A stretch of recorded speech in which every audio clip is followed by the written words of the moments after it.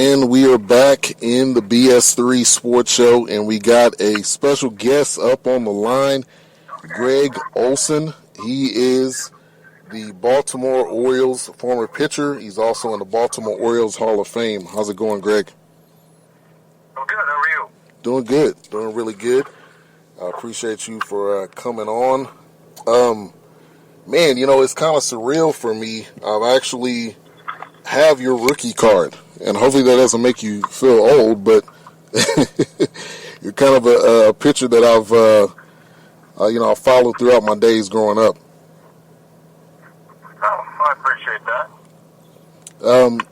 So, being in the league for so long, pitching against so many great pitchers, having so many great experiences, what are some of the memorable moments for you during your time in Major League Baseball?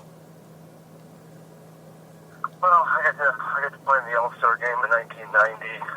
That was very memorable. I think I met 2 or 3 presidents. I met the Queen of England when she was attending a game in Baltimore. So you got to take part in a 4-man no-hitter against the Oakland A's in 1991. There's just a lot of great memories over 14 years. Yeah, definitely. A lot of different teams face so many different batters, I'm sure.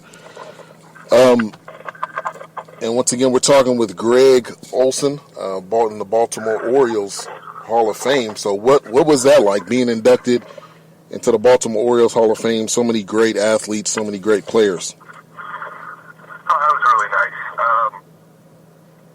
That was another one of those great memories of I only played 5.5 years there, and to get inducted in their Hall of Fame was a very big honor. Yeah, definitely. So right now, you are the president and owner of a company called Toolshed. Tell the listeners what's that about and how you got started in that business. Well, Toolshed Sports is undergarment manufacturer in Southern California. We are 100% American made. I have 27 major league teams that. Hey, RD, I'm on the phone for just a second. Just here. Here. Sorry about that. No problem. So Toolshed Sports is a 100% American made undergarment manufacturer. 27 major league teams are wearing it, as well as USC football, Alabama football. Just a great product, very undermarketed. Like I said, all 100% American made. Yeah, wow, Alabama, most of the major league teams wearing it. That's huge, and I'm sure you probably got so many different connections. So being a former player probably also helped you, get a couple of things in the door, I'm sure. Well, I really, if the athletes in the clubhouse didn't want it, I wouldn't be in the major league clubhouse. Those guys, the equipment managers aren't gonna, put in an order for 200 or 300 pairs of fighting shorts if they weren't going to use them all up during the year. So it's a lot of major league athletes are wearing it. I just don't really know who. I have the San Antonio Spurs wearing it, Portland Trail Blazers, Green Bay Packers make an order every year. So my clientele list is about as good as it gets. Yeah, wow, continuing to grow. Man, thank God for that for you. So, once again, talking with Gregg Olson in the Baltimore Orioles Hall of Fame, pitched with very many teams. And you actually call Little League games now. I did see that. How fun has that been? I grew up playing baseball all my life, so I know that's got to be fun to watch those kids out there. Yeah, it was a lot of fun. That came as a complete surprise. I've been trying to get my foot in the door for an announcing job for a couple of years, and haven't been able to do it. And I just out of nowhere got a, hey, do you want to do the San Bernardino games? You know, it was 14 games over 4 days. I was long, and my voice was cracking and starting to fail by the end of it for talking so much. But it was a great experience. Got to watch a lot of good baseball, and you know, had Trey Bender, the play-by-play announcer, was working with me, and that's a great experience. Hope it leads into something more. Yeah, I hope so too. And also, you worked on the TV show Pitch, which was with the first female pitcher or first female athlete, period, in Major League Baseball. It was a great show. I'm actually surprised it got canceled, but how was that experience being able to work on kind of a groundbreaking TV show? Oh, that was a lot of fun. That was another completely out of the blue. I had never worked on anything with television before, and got a phone call to come and be Kylie Bunbury's pitching coach during the pilot, and ended up, you know, she liked me. We worked well together, so got to do the first season of Pitch, and then became. I mean, during the season, I was, you know, teaching guys how to slide. We had a lot of ex-professional baseball players that were on the Padres team, so I didn't have to worry about those guys at all. You know, a lot of more former minor leaguers. We actually had a couple former big leaguers that got a year or two of service time up in the big leagues, playing for the Padres. So I didn't have to deal with those guys very much. They knew what they were doing. But I ended up becoming, you know, I was a third base coach for 2 shows, and then towards the end, I ended up being I was one of the bench coaches, and actually even got a line in show 9. So. Wow. Pretty entertaining.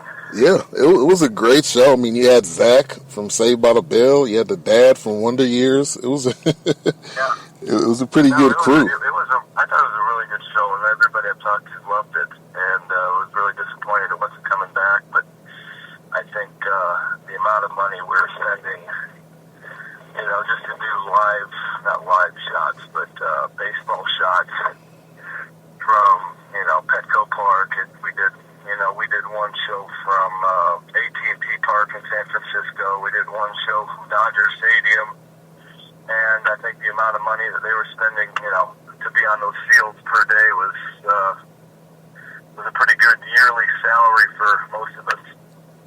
Yeah, definitely. Yeah, it was a series that I enjoyed watching. Now, do you think that could possibly happen sometime in the future? See a female in the major leagues? Well, athletically, it's going to be really challenging. You're probably going to see a light-hitting second baseman. Probably be my guess ever to happen. But, you know, when asked about it, if it was realistic, I just said, well, just imagine if Venus Williams had picked up a bat instead of a tennis racket at age 4. You know, what would that look like? Right. And most everybody kind of, you know, it makes you stop and think. Venus Williams would have picked up a bat instead of a tennis racket at age 4. Yeah, it would be different. You really have to stop and go, you know what? I don't know. And so that's kind of the way I look at it. You just don't know. I mean, for a girl to throw, she'd have to be in the upper 80s. And that was kind of what they based Kylie on, was a girl that throws 87, 88, got a trick pitch, which nobody throws a screwball anymore. And so you got, you know, it's feasible. It's just I don't know if a girl can throw in the upper 80s. Yeah, and that was I think it was in France, or it was in some type of development league, but I think there was a shortstop or a second baseman that was a female who's in someone's system. So yeah, I'm sure it's possible, but yeah, I think like you said, maybe shortstop, second base. But it would probably have to be second base. These shortstops now are so and not saying that women aren't, just saying, you got to be so strong to make some of those throws. Right. And it goes back to, how hard can a girl possibly throw? I think you're stretching it upper 80s, and, some of those throws those guys are making from the backhand in the hole, those are cannons coming, cannons from shortstop. So it's tough to have a shortstop that doesn't have a real strong arm. Yeah, yeah. Once again, we're talking with Gregg Olson in the Baltimore Orioles Hall of Fame. Had a very long career. You went from starting to also saving and as a closer. And you notice a lot of pitchers are do that now towards the tail end of their career. They start to become a closer. But if you had to choose, which one did you like more, being able to close or being able to start? I started through for a year in college, and then and after I got off to a bad start with Minnesota, Kansas City picked me up and sent me down to AAA to start. I didn't like it. I'd rather close or be a reliever where I can play every day. It's really completely different. The starters with stamina, going multiple times versus the hitters. Altering your pitch sequence as a reliever, you're in there every night. You might face the same guys back-to-back nights, but it's just a completely different physical test, I guess. Trying to go out there for 100-plus pitches and throw 7-8 innings versus, back-to-back days or back-to-back-to-back days. Just different, and my mindset was more of an everyday worker, come to the park, ready to play, get my work done, and be in the game that night. Yeah. And there's so many pitchers. John Smoltz went to closing eventually, and a lot of other guys. And this seems like being a closer is more. You're more involved. It seems like, of course, you got more opportunities to close a game and to ultimately seal the deal for your team. So, being a closer to me is something I would probably more so want to do. But the pitchers, the actual starters, get the majority of the time more money. So I guess it depends on what the player's aspect is. No, that's one way to look at it. At the point when I was coming through, it was just about making the team. In '89, my first spring training, and I actually was kind of stuck in the middle of the road where the Orioles had me going 3 innings for a couple stints, looking at me as a starter.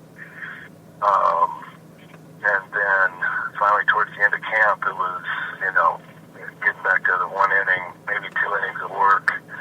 As a reliever, I think they started realizing that, they were going to keep me in the major leagues, and I wasn't going to be one of the 5 starters, just coming straight out of college. So that was, I think, the initial decision by the Orioles in '89. And then once I started throwing during the season, started getting some closing opportunities, and had a good year out of the bullpen. I just never had the option of ever going back. Yeah. So I had other pitches that I threw in college when I needed, when I went extensive innings as a reliever. The slider and the changeup that rarely saw the light of day in the big leagues. Yeah. And with this season and where it's at right now, what is your team to watch? I'm in Dallas, and my Rangers are, I believe they're 3.5 games out of the wild card. They traded Yu Darvish. Right now, LA seems to be the team a lot of people are talking about. But if you had to pick a team, who do you think the team is to look out for this year? Well, I think this year it's going to come down to the Dodgers, Astros, maybe. Doing some 3 certain pitchers, they're going to be tough to dismiss on a 7-game series, especially on a